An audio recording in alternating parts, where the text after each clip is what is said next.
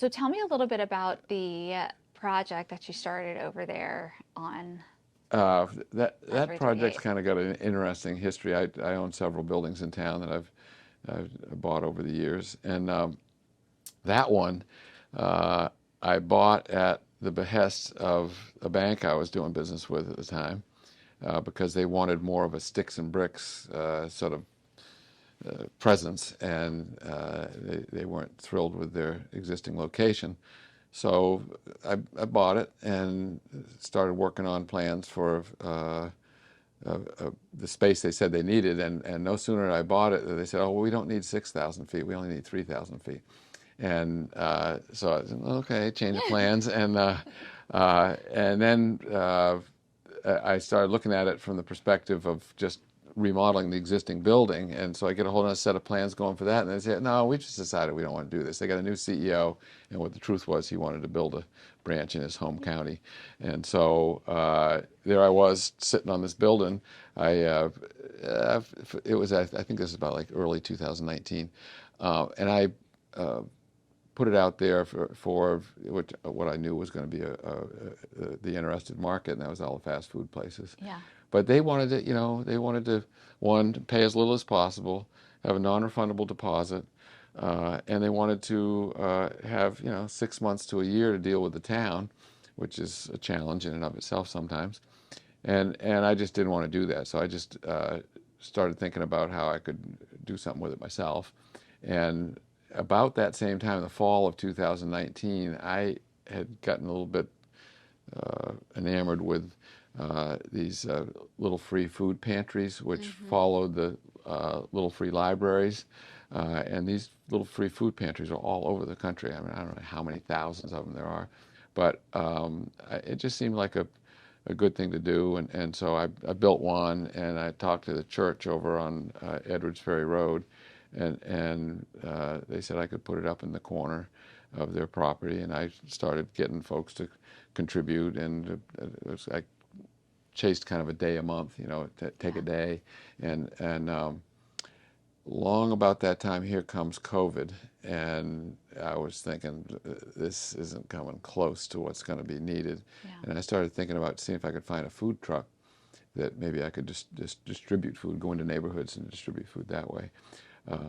And I wasn't having much luck with that. And one day I was just driving up Market Street and saying, how are we going to do this? And I said, "Oh, that's right. I've got a building that I've completely gutted that's got a drive-through in the back of it." And so I literally went home to the farm, got a sledgehammer, smashed a hole through the bottom of the drive-up window where the old drawer used to be, and made a roller ramp that went down to the second lane that came through, and we were set to be able to have the volunteers on the inside Yeah. wearing masks and separate air and one thing and another, uh, and could the folks didn't even have to get out of their cars, so that was really set up well for that efficiency. And I was very naive in terms of the demand. I thought, okay, well, we'll do this for, maybe we'll get 40, 50 lunches a day, and tops, and this will go on for a couple months, and everybody will be back to normal, and I'll start doing something with this building. We we were 2 hours to get to do about 25 lunches the first day. The next day it was 50 in about an hour and a half, and it just took off from there. And we ended up doing it for 16 months, Wow. a little better than 300 meals a day. And we also did fresh vegetables. We did pet food. For a while, we were doing free haircuts, but we were just looking at all the things that would hit people's cash flow who weren't Yeah. working. And we gave out a fresh carnation to every car that came through to try and boost people's outlook a little bit, their mood. And the community really jumped in and helped out, because we bought all the meals from local restaurants, and we paid them just a little bit above their costs, and maybe to help them keep that dishwasher or keep one more employee in the back. Wow. And we ended up raising $500,000 to do it, and I had 100 volunteers. And it was every single day. We never missed a day the whole time. We'd start passing out the food at 11:30, and usually we'd have all 300 of those meals out by 12:30, quarter to one. So in terms of like, how did you raise $500,000? Was it a community thing? You put it out there? Was it like foundations or a trust No, that was somewhere? the interesting thing, which was really, really impressive and rewarding to me.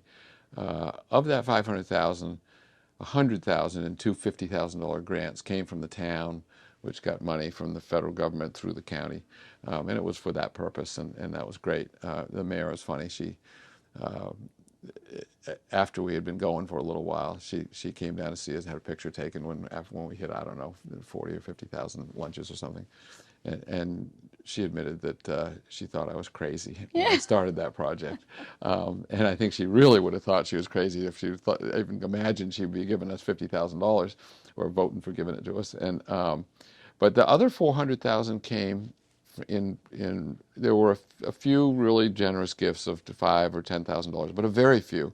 The vast majority of the money came from people giving us $100 or $200, and All it adds just up. every day it just there'd be a few more checks in the mail, and it was just really great. And we kept people posted. And one of the things that was fun that worked out really well was we made some removable numbers Hmm. so that we could publish how many lunches we had served to date. And people told us that they just would make a point of driving by there just to Just see to where get we the were. update. Yeah, you had to get the update. Yeah, and we hit 100,000, had a big celebration with that. That was fun. But we ended up at about 120,000 meals. Oh, the other thing that was super popular, diapers. Yeah. We gave out over 1 million diapers. Wow. Yeah, and that was a big deal. And I certainly learned a lot about the price of diapers.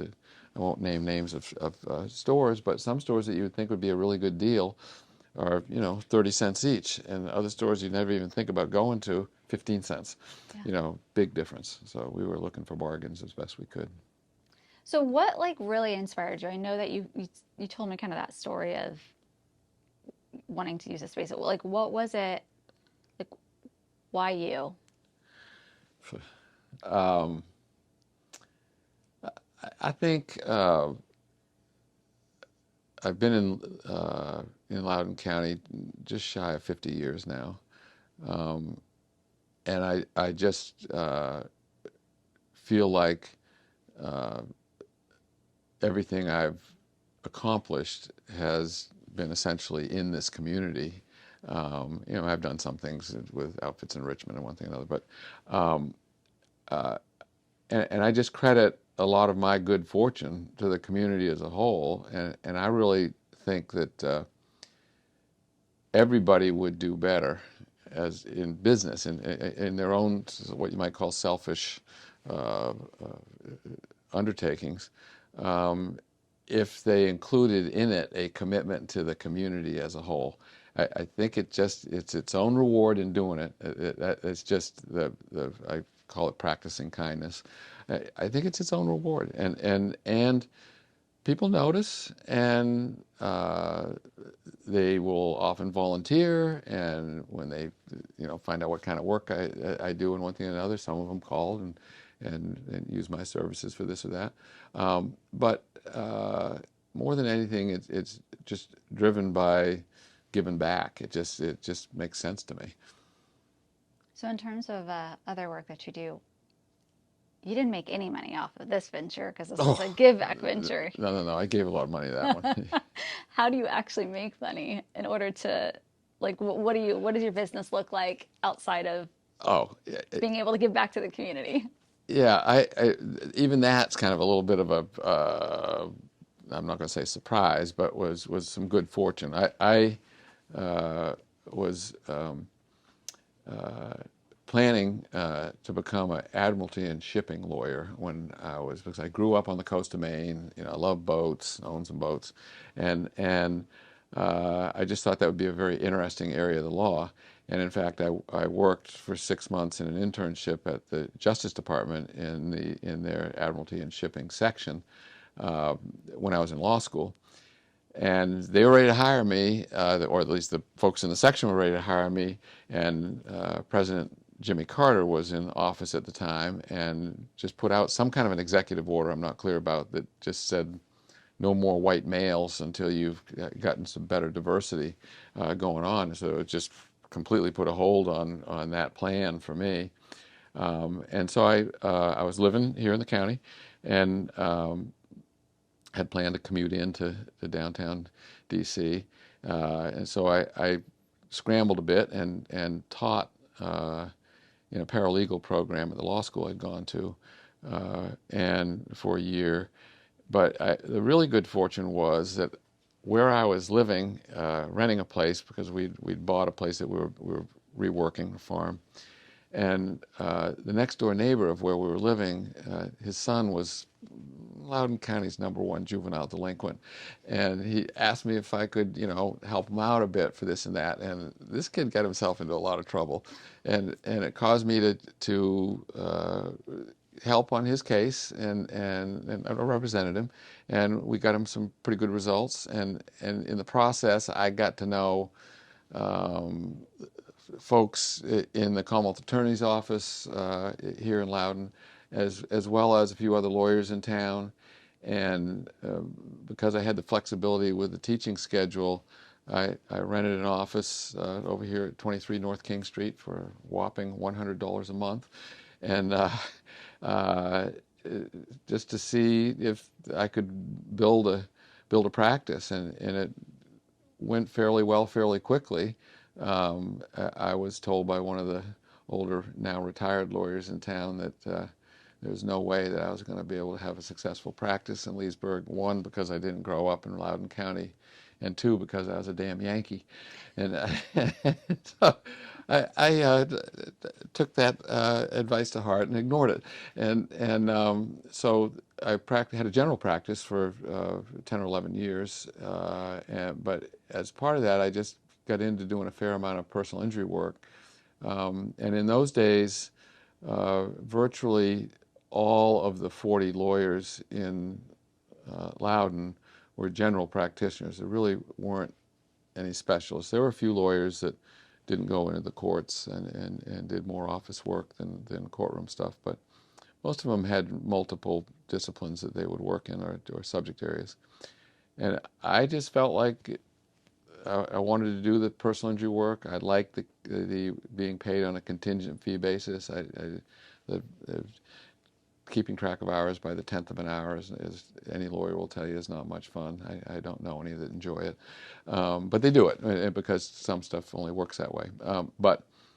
And I just, so yeah, in 1988, about 35 years ago, I started Burnett and Williams, and we did exclusively personal injury work, and we have ever since. And the firm's expanded, and we really enjoy it. And it's interesting that there are lots of other specialists now. There are family lawyers and tax lawyers and wills and estate lawyers, and there's more and more specializing in the law, in part, I think, because it's gotten considerably more complicated over the years.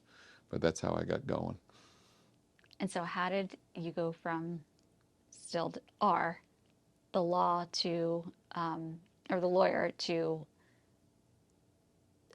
buying different pieces of property here in Loudoun?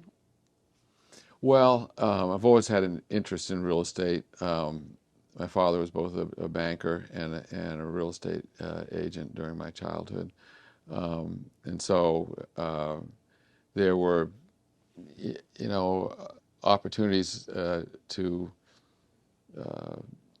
buy properties for different reasons. One, I was first looking for a place to live, Yeah. and as that turned out, we bought some acreage out near Hamilton that had a really nice old bank barn on it that was in really good shape. And the first thing we did is put some stalls on the bank level. And the second year, we lived in a trailer outside of the barn while I put the tool belt on and built a couple bedroom apartment Nice. upstairs Yourself? in it. Yeah, Wow. and then over time it turned into more, Yeah. a lot more. But yeah, uh,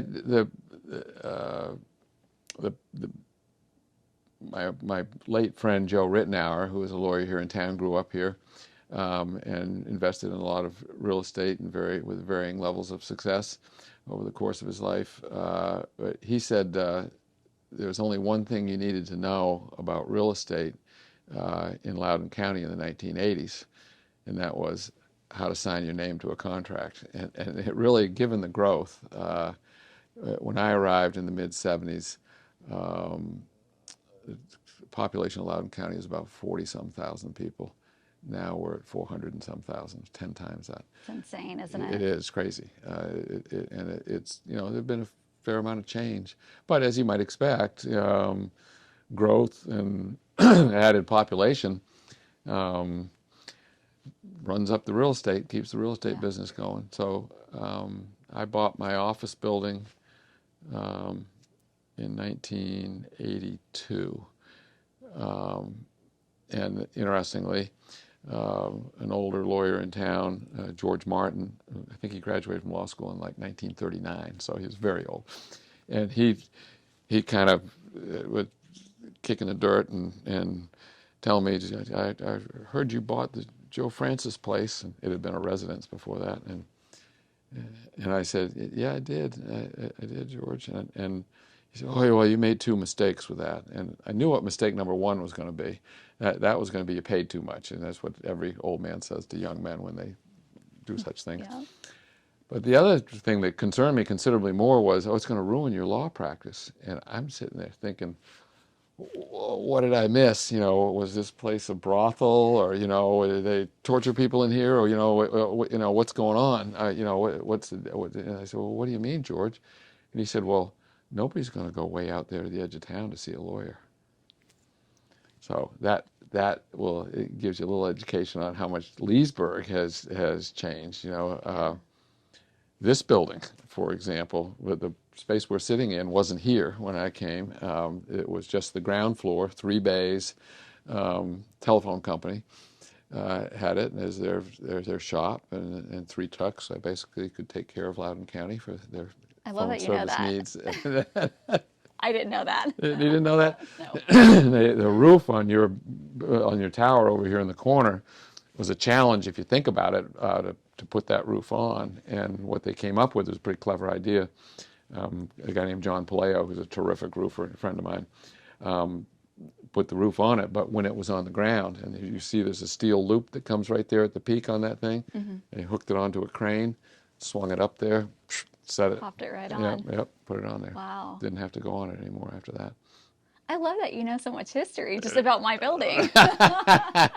Well, and you probably don't remember truck suppliers when they were across the street where the Mason Enterprise Center was, that building, and my building, the Wells Fargo building right here, this brick building, that was a mechanic shop and sort of lawn and garden equipment place. I bought a chainsaw right there in that lobby Oh, wow. almost 50 years ago, and yeah, so a lot of it was the edge of town, and Market Station hadn't been built at that time. There was still a chicken coop in my backyard, and it just was a much, much smaller town. It's that simple. Everything happened right in the downtown couple of blocks, and really things changed for downtown Leesburg starting in about 1957 when JohnOwers built the Virginia Village Shopping Center, and I think it's the smartest thing he ever did in terms of establishing that center was he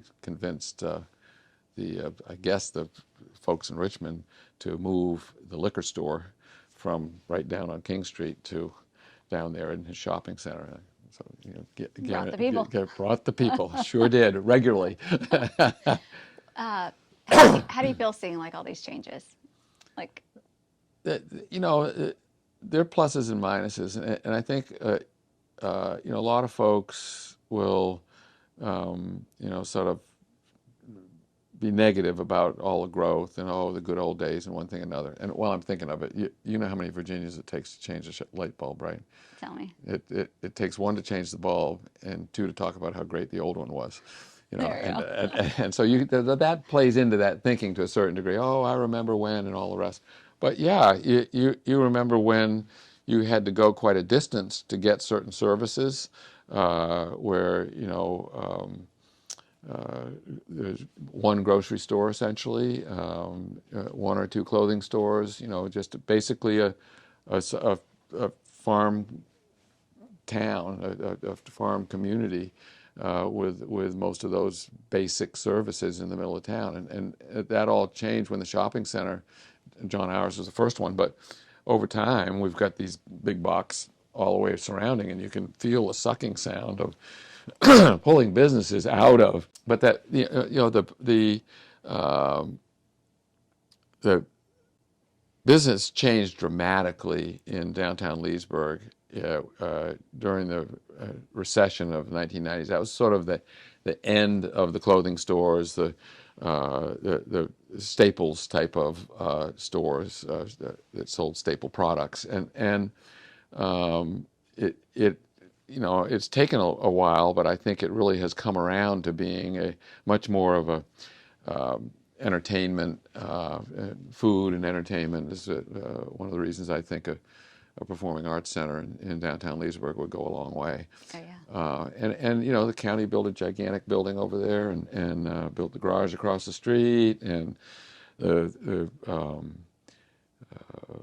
court systems have grown, as you might expect with the population, and have put in many millions of dollars worth of buildings, and that so I think you've got sort of a mixed base of your regular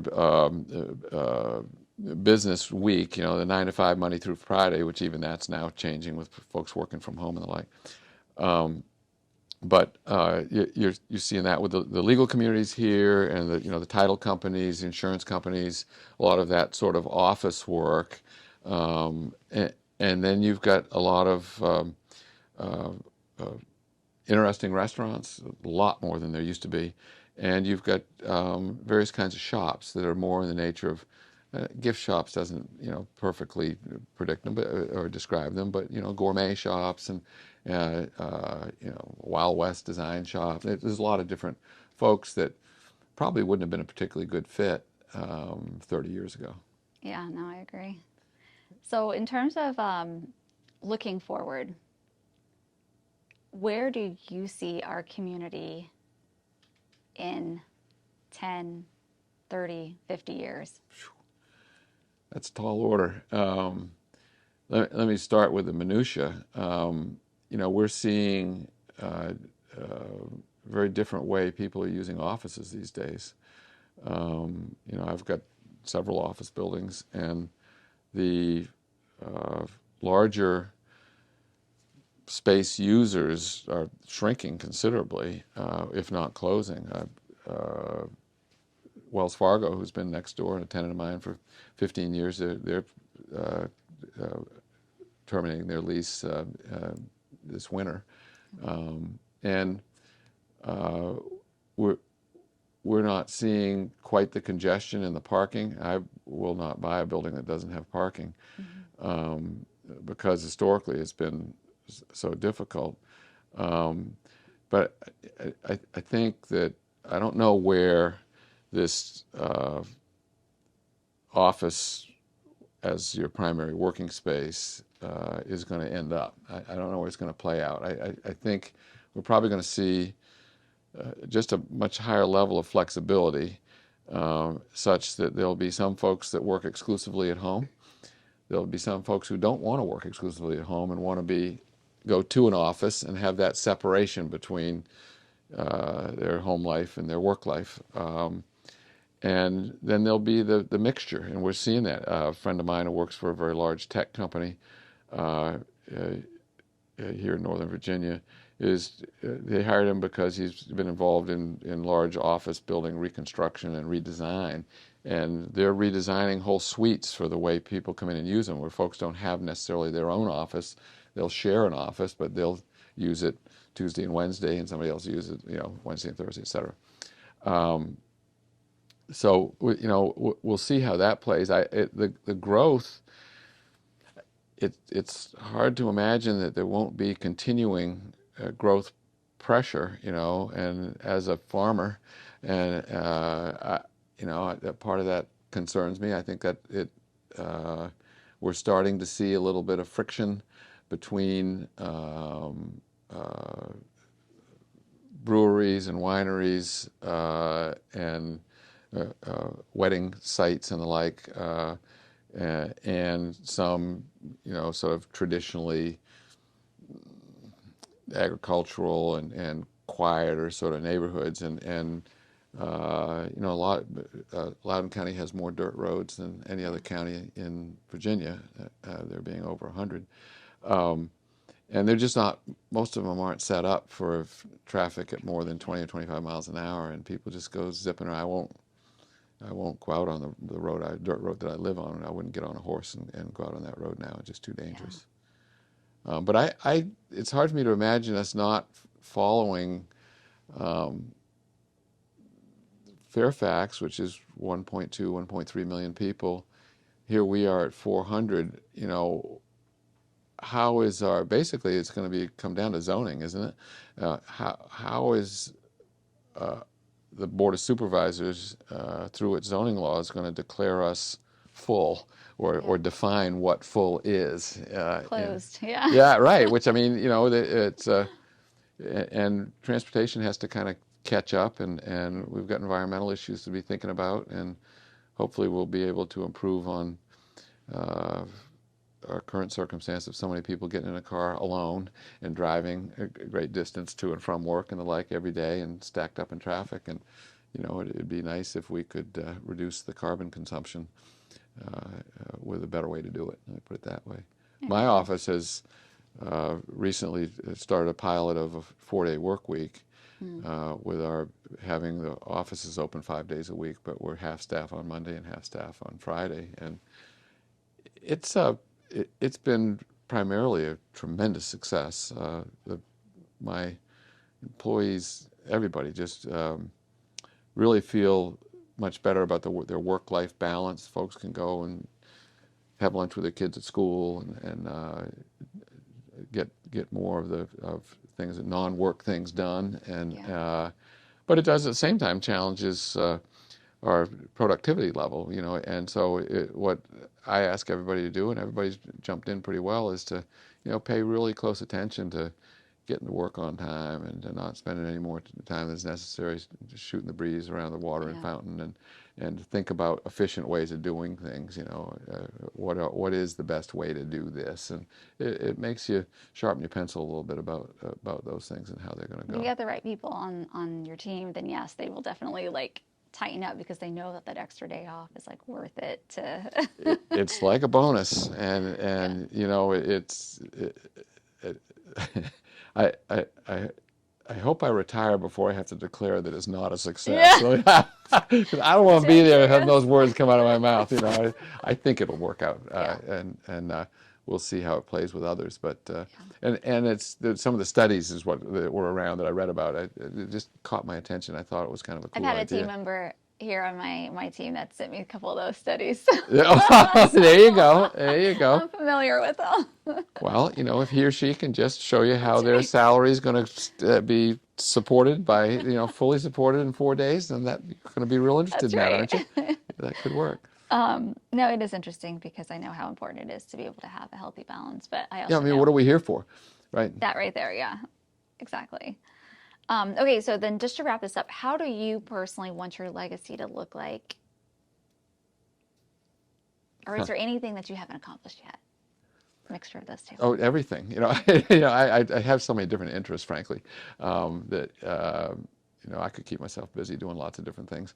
But uh, I'd like to uh, think that uh, before I'm gone, I've left some lasting contribution to the community, which may be in the form of things physical, but also could be in hopefully doing a good job raising my two daughters, and being a good grandparent, being a good business person, maybe setting an example to a certain degree. It's a part of one of my motivations to be working with a bar, doing this film on ethics and professionalism, because we've seen too many lawyers who think what they see on TV is the way you behave in a courtroom, and um,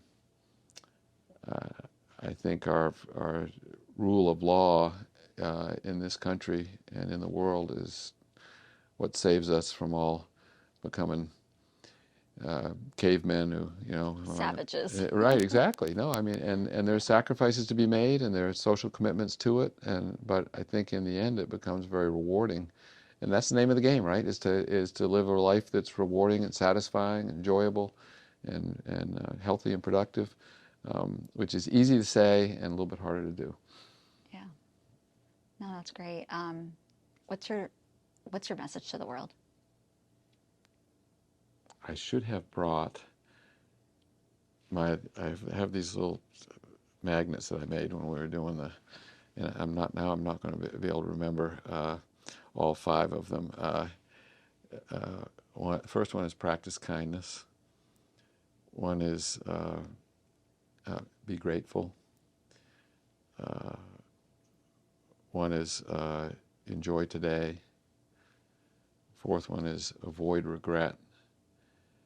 And the fifth one, a lot of people don't always sort of get is go first. And what I mean by go first is, be a little bit brave and humble as well. Be willing to say you're sorry. Be willing to say I love you. Be willing to take a chance on somebody. But I call those 5 suggestions for a happier life. I love it. So That's great. maybe it's good, maybe it isn't. But pretty much for me at the top is practice kindness. I think I don't say be kind. I think you want to actively practice being kind. You want to be conscious of it, and it's its own reward. It's terrific, and I think if more people would sort of adopt that attitude and not be worrying about all the harder things in life quite so much and appreciating the good things, they'll find themselves happier people. And you went first. There you go. Thank you so much for being on the show. I Happy appreciate to all do of it. your words of wisdom and your inspiration. Well, thank you. Appreciate that. That was great.